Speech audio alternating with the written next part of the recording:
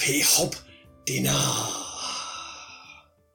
or Happy New Year. So what is New Year? In Scotland, the first Monday after New Year's Day was traditionally known as Hansel Monday, as in Hansel and Gretel. Or you could spell it Hansel, Handsel, Hansel Monday. The idea originates from the Old Saxon word, which means to deliver into hand. And it's a time for handing out tokens and gifts and cash to those who've helped you during the year. And in England, we have a similar festival, and it's called Boxing Day, and it's the day directly after Christmas. But in Scotland, because Christmas was not celebrated until quite recently, due to more puritanical ideas in that country, so therefore their Boxing Day, also known as Hansel Monday, is the first Monday after New Year Day. But what is New Year's Day? Well, this ancient festival is all about invoking the hillmen. And in Icelandic Viking, the hillmen, or Hogmenn, Haugmenn, and also in Anglo-Saxon, the Hogmen, Hoghmen, are invoked to banish trolls and send them back into the sea. So after much wassailing and merriment and first footing, the Scots tend to celebrate their New Year's Day by asking the Hogmen, i.e. the elves, to banish the trolls back to the sea, and then they celebrate it with a special steak pie dinner. And that's a celebration which occurs on Near Day, or New Year's Day. Now, don't forget that on the 12th night, that's January the 5th, which we've just had, you were supposed to chalk your door, or even better, get a stranger to do it, to earn blessings and protection for your home for another year. The letters C, M and B, perhaps separated by crosses and numerals, the numerals should form the number 2020, will suffice. C and B, in case you didn't know, are the initials of the three wise men, also known as the Magi. And those men, if you remember your Christmas carol, are Caspar, Melchior and Balthazar.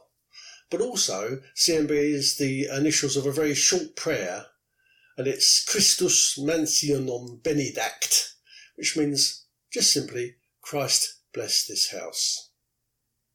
Now, the first day of a month in the Roman calendar was once known as the calends, Calends. And the calends signifies a new lunar phase, and it's where we get the word calendar from. But for a long while, the new year started on the calends of March. January, in Latin, Janarius, is named after Janus, Janus, who is the god of beginnings and transitions in Roman mythology. But the original Roman calendar consisted of just 10 months, which totaled 304 days. But in around 713 BC, January and February were added to the Roman year, so each annual period contained 354 days in a lunar year. So get your head around this if you can. March was originally the first month in the old Roman calendar until Janus, the two-faced god of beginnings, gates, transitions, time, duality and doorways, gave his name to the first month of the year. Which makes sense. He's a doorway into a new year. He's a transition. He's a beginning. But January was also known as the Wolf Month by Saxons and the Oak Moon by Finnish Vikings. Servulus, or Servula, is the name of a Roman festival which is celebrated on the calends of January. If you remember, calends means the beginning of the month. In astrological terms, this is the time of Capricorn, and he's the 10th astrological sign in the zodiac. An amateur astrologer once told me that the symbol of this constellation is the only mythical beast. But that, of course, only works if you believe that a centaur is a non-mythical beast.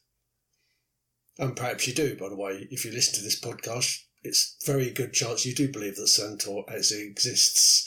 Anyway, the Capricorn symbol is a sea goat, and it seems it's based on a creature called an Enki, E-N-K-I, or Enki, who's the ancient Sumerian god of water, knowledge, mischief, crafts, and creation. And Enki, or Enki, was also known as Ea, just 2 letters, E-A, Ea, by the Babylonians. The god Enki is allegedly Hurrian in origin, and the Hurrians were Bronze Age people who lived in the area we now call Armenia. And the first temple to Enki was built in the area we now know to be southern Iraq, and that was built at least 6,500 years ago. So Enki, yes, Enki is very, very ancient indeed. And Enki is the sea goat sign of Capricorn.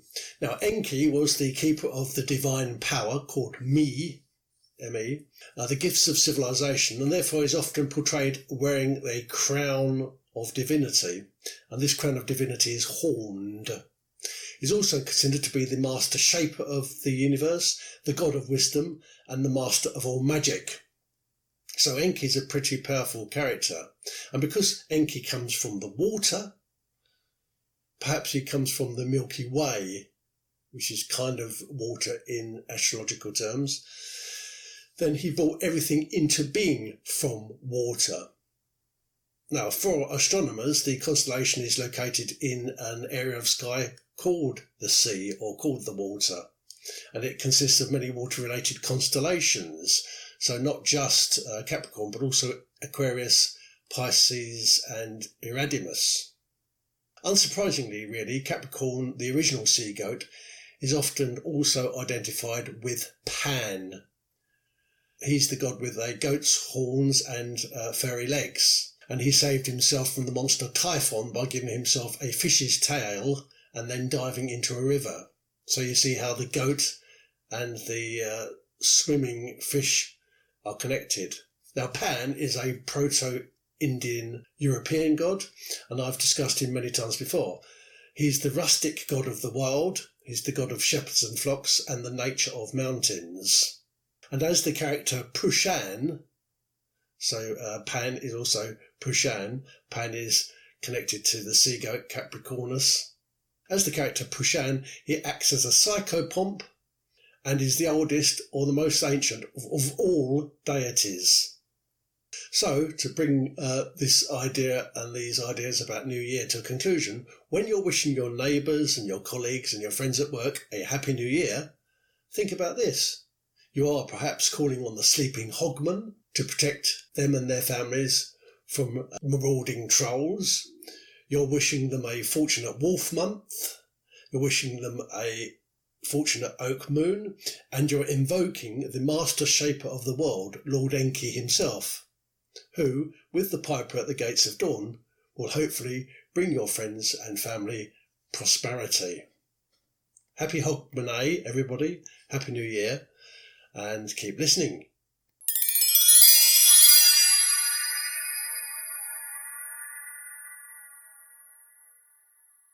So, Happy New Year to all the fantasy fiction fans and all of you budding fantasy fiction writers out there. Now, I did promise at the end of last year that I would talk to you about Rome, and I'm going to get on to that later in the month. And what I'm going to do is do it in little sections because it's a big subject.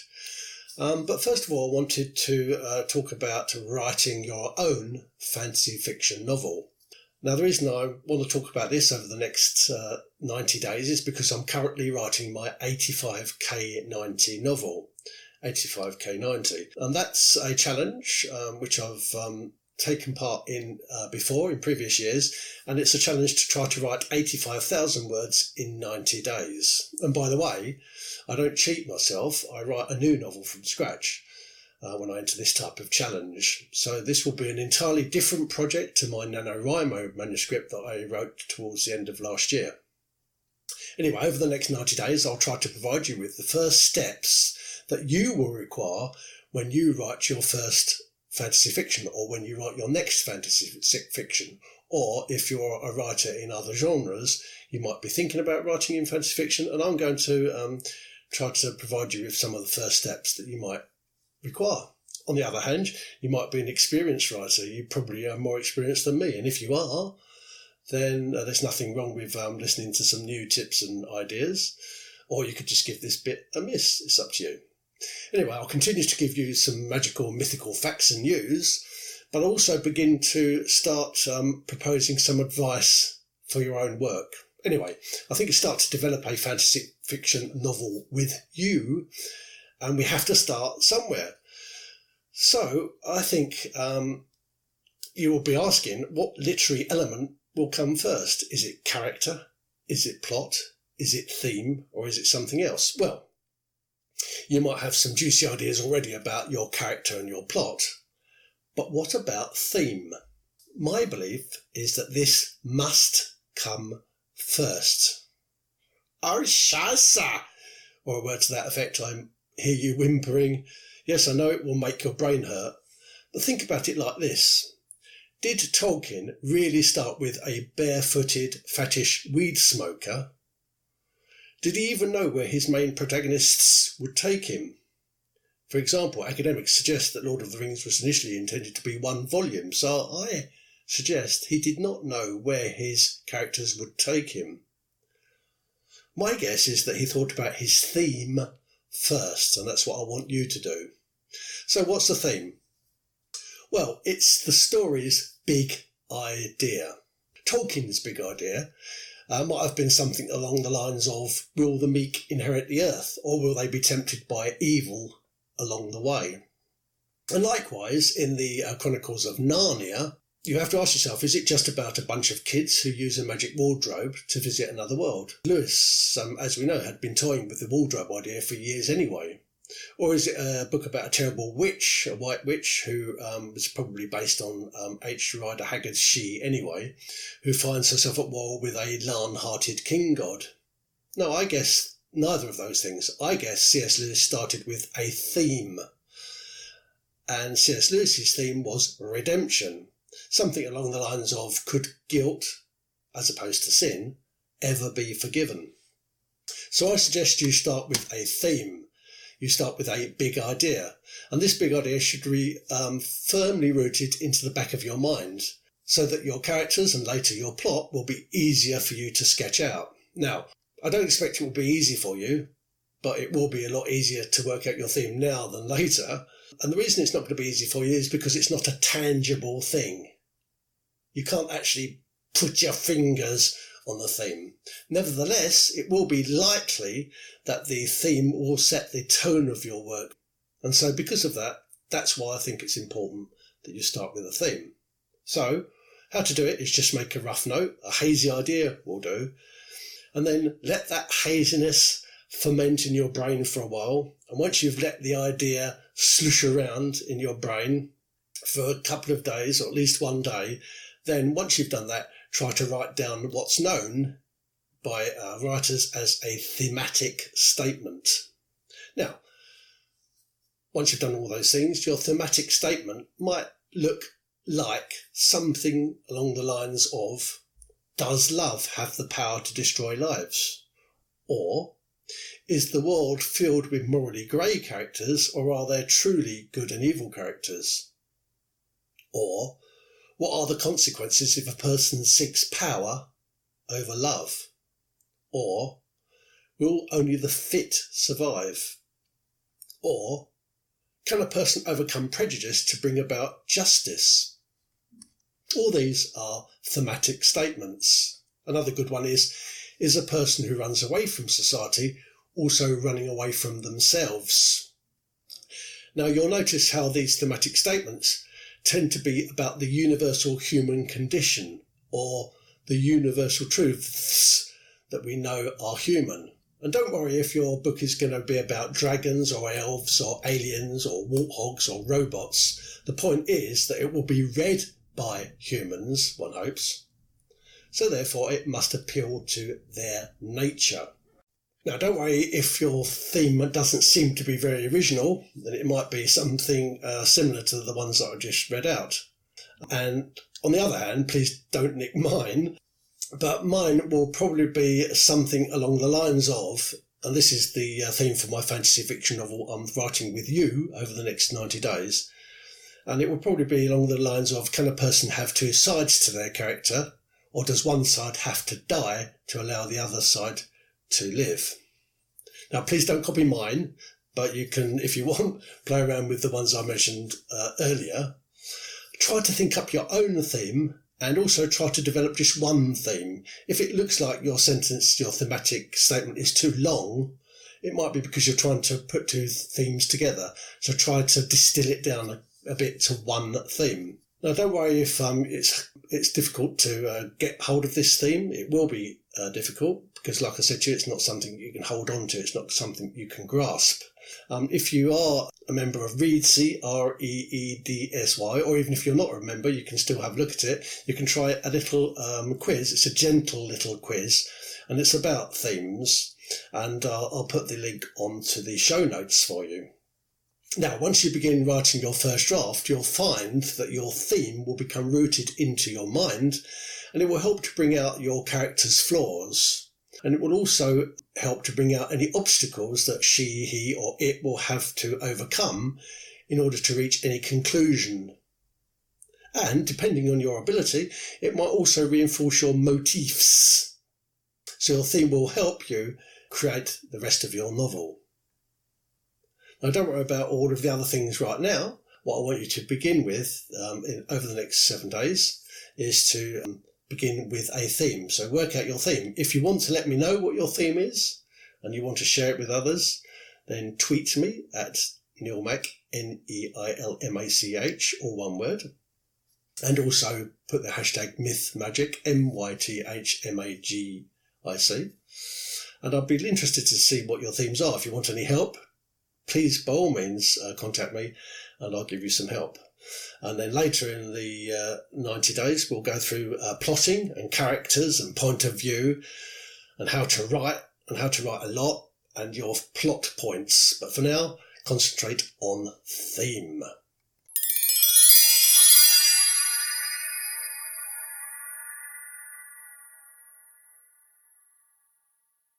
So because this is a special New Year's edition, it's going to be a little bit shorter than other shows, and because I was introducing the 90-day fantasy fiction concept to you. But I just wanted to add a little bit of fantasy fiction news for you, and it's about a burial mound that has been damaged. So this week the BBC has reported that police in Monmouthshire, which is in South Wales, are investigating reports of appalling damage at a Bronze Age burial mound at a place called Llavashes, which dates back to at least 3,000 years, possibly 4,000 years old.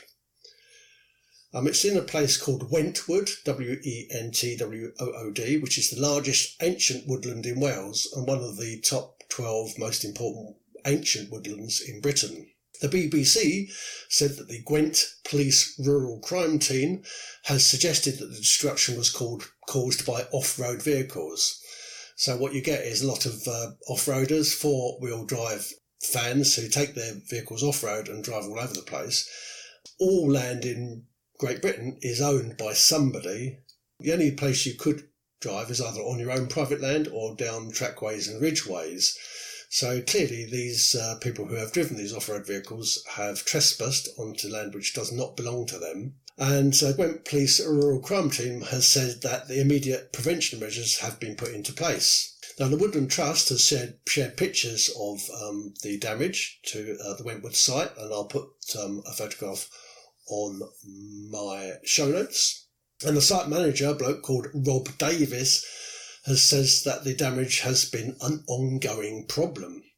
He said that a feature that is around 3,000 to 4,000 years old has been damaged within just a few minutes. And he says that the Bronze Age burial mound is a scheduled ancient monument, and the damage that they've caused is therefore a criminal offence. Now, burial mounds in Britain are often marked on the map as tumulus or tumuli, Tumulus. And burial mounds were used by the late Neolithic people in Britain to bury their dead, and were mainly used between the years 2200 BC to 1100 BC. Two round barrows are located within this Wentwood forest. An astronomical alignment at the Grey Hill stone circle, near to where the Wentwood forest damage has been caused, suggests that there's an alignment on the midwinter sunrise downhill towards the southeast, and it's between two standing stones, the first named as the First Piper and the second called the Second Piper. And there's a distinctive notch on the horizon that adds weight to the evidence that this has celestial alignment. Now, if you don't think this is relevant to fantasy fiction, it is, because Tolkien talks about Barrowland when he describes his vision of Middle-earth.